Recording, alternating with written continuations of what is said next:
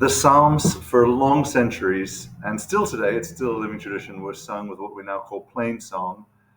It was developed in the early centuries of the church. It has its roots even in Jewish chant. It was the way in which the early monks for centuries sang. And it's a form of music that is chaste and focused and really allows for a deeper and more continuous engagement with the text of the psalm. And it's actually much more accessible than people think. And so I want to try and teach it to you in 6 minutes. So here we go.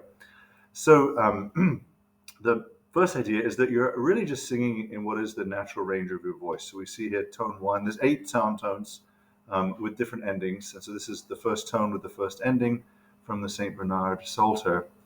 And you can sing exactly as it's printed on the page here. So this would be an A. I usually like to sing 2 whole steps lower just because that's closer to my range. The key is just to keep the intervals between the notes the same.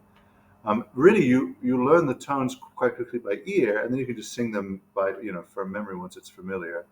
So the basis is the monotone, the reciting note, and so here we have the reciting note. I've got it 2 whole steps lower, but blessed is the man who has not walked in the counsel of the ungodly, nor stood in the way of sinners, and has not sat in the seat of the scornful. That monotone is your baseline, and you could actually just sing the whole Psalms in monotone, but it does become a bit monotonous. And so it's Plainsong developed this is called the mediation, which is at the end of the first half verse, and then this is called the termination, and these are deviations from the reciting notes. And so you'll notice the red asterisk here, which indicates the half verse marker. And so, and in this way of pointing the Psalms, the bold text here corresponds to the, or I should say, any text which is not Roman typeface here corresponds to these little vertical bars beneath the music.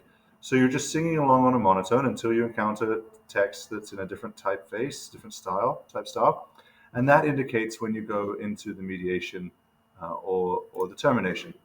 So in this case, it's blessed is the man who has not walked in the counsel of the ungodly.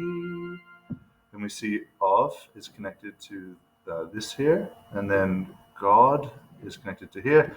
Blessed is the man who has not walked in the counsel of the ungodly. And it's the exact same idea for the second half of the verse, just corresponding to these bars. And then when you see italics in the text, that corresponds to the slur of 2 notes up in the music. So, nor stood in the way of sinners, and has not sat in the seat of the scornful. Oh, I messed it up. Nor stood in the way of sinners, and has not sat in the seat of the scornful. And has not sat in the seat of the scornful. So when you put it all together, blessed is the man who has not walked in the counsel of the ungodly, nor stood in the way of sinners, and has not sat in the seat of the scornful.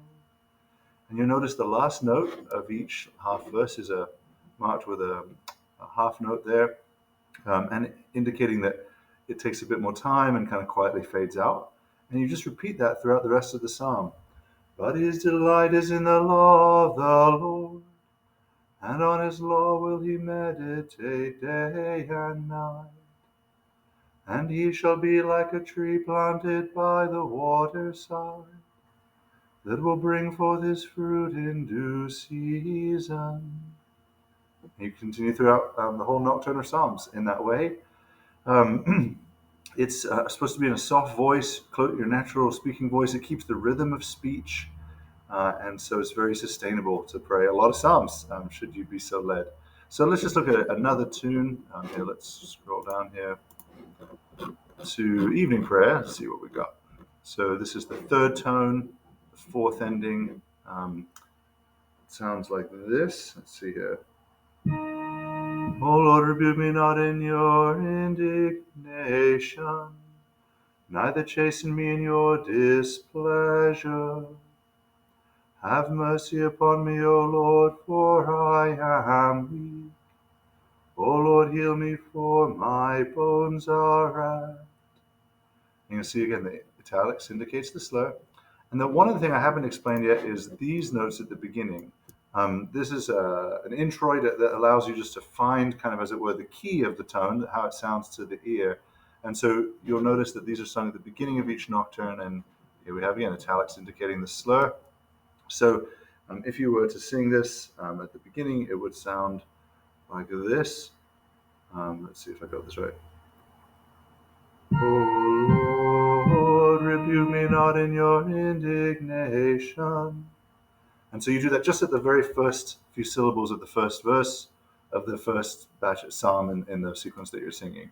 And that just helps you kind of find the tone. So there it is. That is Plainsong with a little bit of practice. I think anybody can do it. I actually taught, 7-year-olds even to be able to do it. And it just is, it adds, we're called in the scriptures to sing the psalms. It says that in Colossians, they were written as songs, and this brings back the singing into the psalmody. So I hope it blesses you and that you take up the practice. You can see a PDF of this Psalter in the link to this video, and I'll also link to a Spotify playlist which has recordings of the different tones kind of hit out on a piano, so you can catch them by ear. And again, once you kind of learn the sound intervals, you can sing them, scale it down to your natural voice. Like I said, I do that. Sing mine about 2 whole steps lower than it's printed. But there it is, Plainsong singing. I pray it blesses you.